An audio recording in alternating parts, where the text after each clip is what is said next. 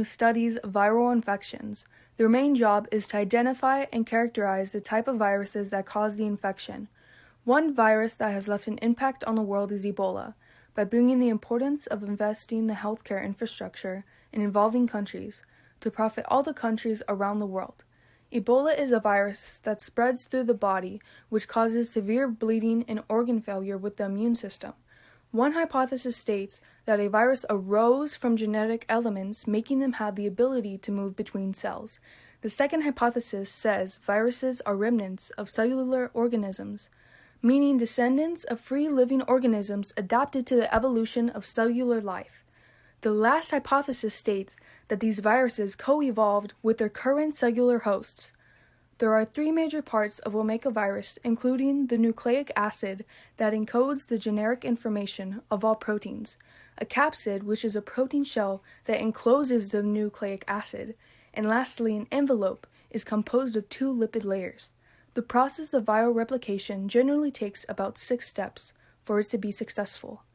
This includes penetration, attachment, assembly, encoding, replication, and viron release.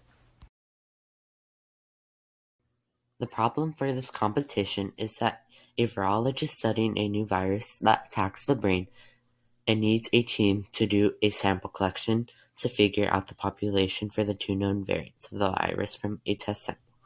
Anything else found during sample collection cannot contaminate any previous data.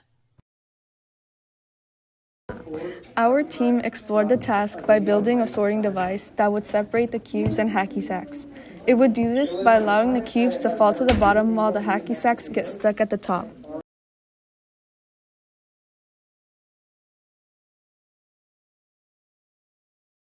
Some issues we ran into with our first design for a robot was that it was very difficult to pick up things with the claw, and it really didn't scoop it up completely.